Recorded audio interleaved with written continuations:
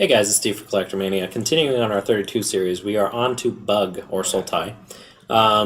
This is kind of a fun, well, it's a lot of fun actually. This deck has gone through many changes. I've gone through so many different commanders for Bug. I settled on Damia for a really long time, which I really enjoyed, but now I think I've kind of perfected it in a lot of ways. We are up to Tasigur, the Golden Fang. This card is absolutely bonkers. I mean, it's been banned in many formats. I think it's even banned in 1v1 Commander for good reason, because it's so easy to cast him for like one. Just by, just delving away all your stuff that you don't need. Super effective commander. He costs 6, 5 colors, 1 black, legendary creature, human shaman. He's got Delve, of course. Activated ability, which is 2 colorless, a hybrid green or blue, 2 of those, and then put the top 2 cards of your library into your graveyard, then return a non-land card of an opponent's choice from your graveyard to your hand. He's also 4/5, which is worth mentioning. He is positively ridiculous. He generates a type of card advantage that is actually kind of odd, because it wouldn't seem that giving your opponents the choice on what card that you're choosing or getting back would be that effective, but it actually is, and it helps you by them not knowing necessarily what you're doing. So as you'll see, there's actually a lot of mixed strategies in the deck because of the way it works. There are very few throwaway cards in here. That makes it so your opponents really have a tough choice on giving you what you want. Because, I mean, most of the time, anything in there, you're going to be able to utilize and use for your strategy. So, Tasigur, really cool commander. I recommend him as a commander and in the deck. He works great either way. Jumping into the creatures here, we've got a obviously amazing creature, Deathrite Shaman. This card is everything you want it to be. You can kind of tailor your graveyard once again for Tasigur, making it so they have even harder choices. So say you don't need an acidic slime right now. You just get rid of the acidic slime, which sounds weird, but sometimes it can work in your benefit. It also has the added benefit of you're going to be throwing a few lands in your graveyard, so being able to tap him and use one of your lands to make a mana is always effective. So Deathrite Shaman, there's a reason he is as good as he is. Like, it's just such, I guess I'm even saying that wrong. There's a reason he's banned in so many formats, just because of how effective the card actually is. Turn 1 Deathrite Shaman is probably the best play that you can do in this deck, so there you go. There's that. Then, like again with Carador, we got Lotleth Troll. Throwing things into your graveyard can actually be a huge benefit in a deck like this, where you're playing graveyard strategies once again. So super cool card, makes itself bigger, you can regenerate it, awesome card. Then we've got a Merfolk Looter. This card is just a blast to play. 2 cost, 1/1 Merfolk that you can essentially tap and then draw a card and discard a card. Working right into our strategy. Just something most people ignore most of the time, but I've gotten myself out of many land issues with this card. So there's that. Then a card that should be in any Sultai / blue-green strategy, Simic strategy, anything that's Thrasios Triton Hero. This card is bonkers. It is absolutely ridiculous. I don't know why I haven't built a deck just solely around him yet. I might. Looking at some of the new Ixalan stuff, it seems like we're going a little bit more Merfolky. So I think it would actually be a lot of fun to design a commander deck around this guy, like Merfolk Tribal. I know that's been Prime Speaker Zagana's area for so long, but I think this guy could actually take that place just because the ability is absolutely insane. It's 4 colors, scry 1, reveal the top card of your library. If it's a land card, put it onto the battlefield tapped, otherwise draw a card. So you get to essentially control everything that happens there. The scry 1 is super important. You can see that there's that whatever land on top, and if you need the land, you put it into play. If you don't, you scry it at the bottom and hope for a better draw. Yeah, super effective card. 1/3, blocks a lot of things. Super good. Then we've got a new card, Champion of Wits.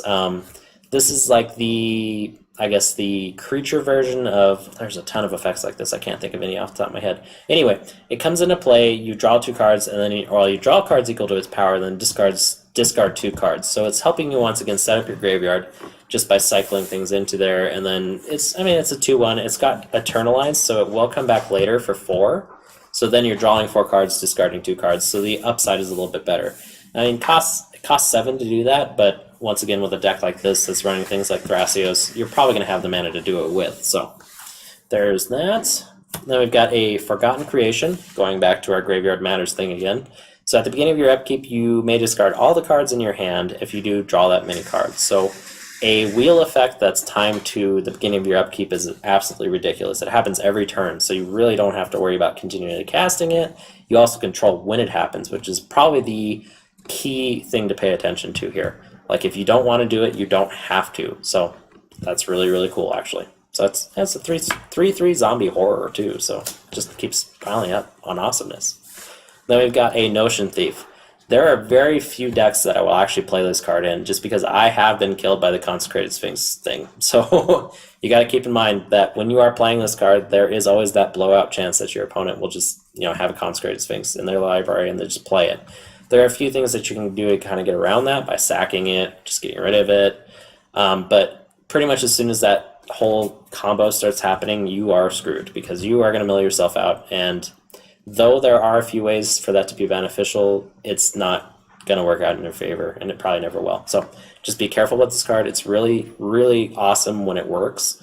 I mean, you stop your opponent from having their extra draws, essentially. So if somebody's playing like Staff and Nana for Phyrexian Arena, it's really effective because, once again with Phyrexian Arena, they take the damage, but you draw the card. Well, no, that doesn't work that way. I don't remember. Anyway, Notion Thief, really cool card. And then we've got a Sidisi Undead Vizier. Going back into the Graveyard Matters factor, and then also it's just really fun to be able to tutor whatever you need. I've a lot of times exploited herself. Usually I won't do that. I won't do that all the time because of 4/6 Death Toucher is pretty effective, but sometimes you don't have anything else to exploit with her, so you have to herself, but whatever. Really cool card. Zombie Naga, interesting creature type. And then we've got a Progenitor Mimic. A lot of fun. You just throw this guy on some crazy ETB effect. I know I've done a Sepulchral Primordial in the past and just had one of those at the beginning of each upkeep. That's really good, especially since that thing has pretty good evasion on it itself. So nice to build an army that way. Then we've got a Sire of Stagnation. Eric's shaking his head. He I don't think likes this card very much. I think I've been pinned down by that card once, and it's just like... Well, yeah, it'll shut down the board, that's for sure, because every strategy in EDH for the most part is trying to play lands. So you take that away from them by making it harder for them to play those lands. That can be super backbreaking. I mean, plus the added benefit of whenever they do have to play a land, you get to draw 2 cards. Like, it's just so good. Plus, I've exiled so many things with this card. Like, a lot of people don't really think about the deck as a way to play. I mean, there definitely are strategies that work around that, but if you're exiling an Avacyn off the top, you are exiling an Avacyn. Like, there's no real way to get around that. Your opponent's going to be pissed. So there's that. Plus, he's a 5/7. I mean, and he's got Devoid, so he's colorless. So I know I don't bring it up a whole lot, but swords do matter, So you can block a sword with this all day long and not care about it. So on from that, we've got our artifact. And I think there's only one feature artifact, and I think there's a few in the deck, but this is the main one I wanted to talk about, and that's Cloudstone Curio. There aren't a whole lot of ETB effects in the deck, but there are a few key ones, and those are the ones that we're trying to pick up on here. Cloudstone Curio is just a really fun way to self-bounce all kinds of permanents. The only thing it doesn't work with is artifacts, which is probably why it's in here, because there's so few artifacts in the deck. Like, bouncing back lands can even be effective sometimes. There are a few bounce lands in here, so sometimes if you are just looking to get like a little bit of like landfall triggers or stuff like that, it will definitely work for you. So Cloudstone Curio. Plus I have the Invention version, and I had to put it somewhere, so here we are. Then we've got I think this is our only featured enchantment, and that is a Training Grounds. Making not only Tassigur's ability cost less, but Thrasios' ability cost less, and a lot of other abilities cost less. Super, super good. Tasigur obviously is what we're gunning for here. Paying only 2 to activate with that ability is just absolutely just insane. You can do it a million times at the beginning of, or at the end step on your opponent that's before you. I've done it, as many as like 8 times before. And that can be really stupid, just being able to gain that much card advantage. Because once again, you are giving your opponent the choice of what you get back, but at that rate, there really are no good choices because you're essentially getting 8 cards back to your hand. So yeah, there is that. Training Grounds, really cool card. I know it's going up in price recently. I think it spiked, but I would pick up your copies if you can before it gets even higher. It works in so many decks. Just any activated ability is made better by this. So on from enchantments, we've got our instant speed spells. First up is a Swan Song. This is a gotcha card, if I ever saw one. This has stopped so many omnisciences, I can't even say the word, in their tracks. Like, just cast this, counter that. They've just paid 2 mana, or 10 mana, you've paid 1. Like, oh gosh, I've stopped so many Cyclonic Rifts with this as well. It just surprises people, out of nowhere. Most people don't think when you have 1 blue untapped that you can do anything to them. So, Swan Song. Yeah, the downside of only being able to counter certain things and giving them a 2/2, but really is that much of a downside? I wouldn't say so. And then we've got a key card, which is Tolarian Winds. Really good for early setup. This is a graveyard deck, of course, so being able to just cycle your hand, draw a new hand, works really well most of the time. So, Tolarian Winds. And then we've got a card that I don't know why is not run in pretty much any Sultai build or 4 or 5 colored plus, and that is Sultai Charm. This card does it all. I know we've talked about modal cards a million times, and I know I've said we've talked about modal cards a million times, so maybe we'll do a spoof about that too. But this card, I'll read it for you. So it costs Sultai. It's an instant speed spell. It says choose 1. Destroy a target monocolored creature, so there's creature removal. Destroy target artifact or enchantment. There's artifact and enchantment removal. Draw 2 cards and then discard a card. Like, really, how much better can it get? Like, obviously if it said choose 2, but I think this card would be $1 million and it would be definitely rare instead of uncommon. So there we go. So Sultai Charm, highly recommended. Then we've got Ancient Excavation. Instant speed spell. It's another one of those like cycle cards that you can actually select what you want to keep and what you want to discard, so it's actually really effective that way.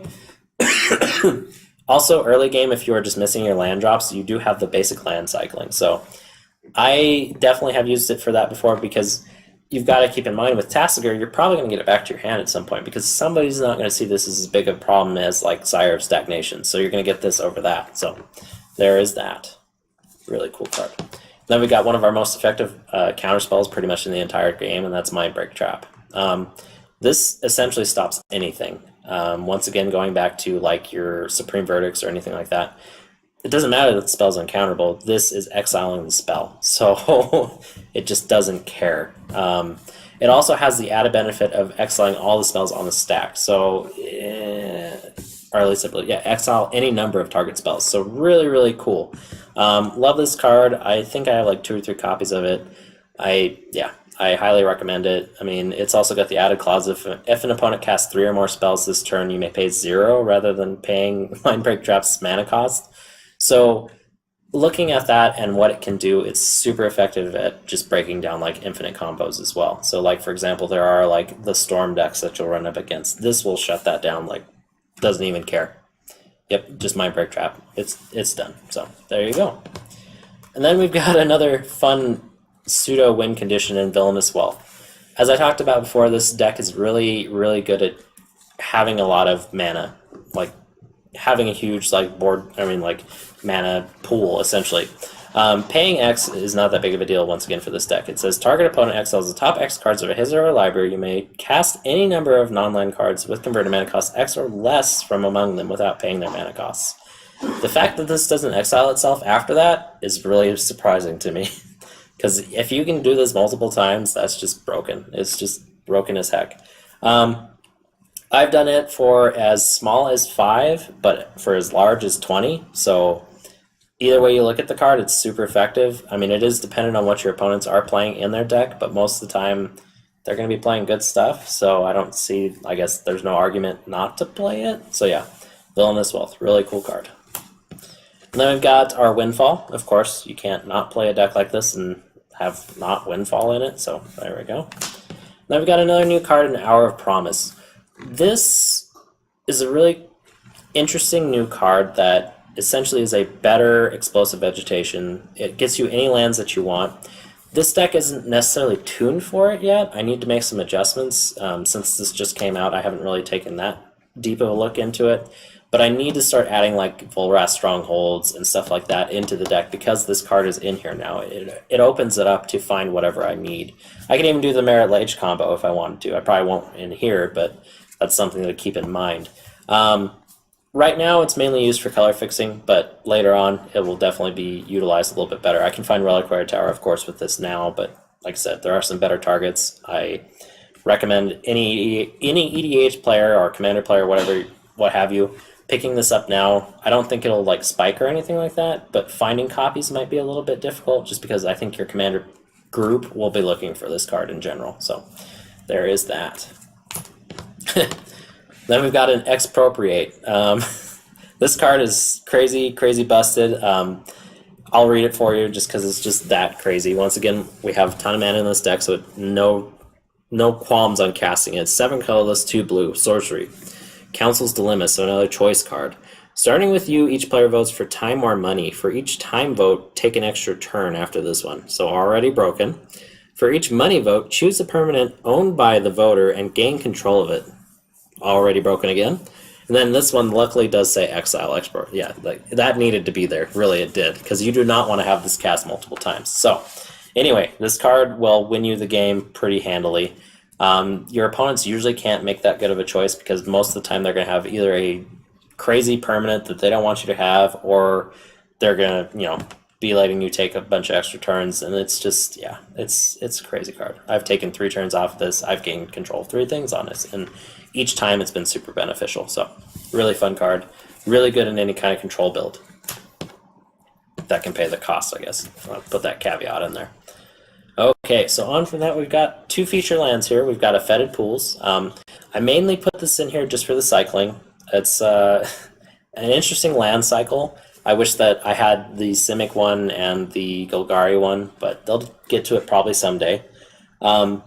Most of the time, cycling it away to draw a card is not a bad play, but being able to play this turn 1 and have it come into play tapped, whatever, doesn't matter. Having it be an Island Swamp and then tapping for blue and black, really cool. I like it. I like the cycle. I wish they would continue it. I hope they do someday. Past that, we've got a Simic Growth Chamber. The bounce lands, I don't really use them in a whole lot of decks that aren't necessarily budget. I guess this is a budget option for shock lands, stuff like that. But sometimes, especially like with Carador or Tasigur or any of those really heavy graveyard commander matters decks, it's not that bad to have these lands in your library because you can discard something crucial early. Especially if you're playing with like Dredge and stuff like that. It's really fun to just throw out your, going back to Carador, your Stinkweed Imp on like turn 2. So really effective, really fun. I really don't think they're actually that bad outside of graveyard decks, but this is where I like to utilize them the most. Because, tapping for 2 colors of your commander's cost, or, what you're looking to cast essentially, is always good. So anyway, with that, that is the Sultai deck tech. As always, support us if you can. We really appreciate it, and we will see you for the next deck tech. Thanks, guys.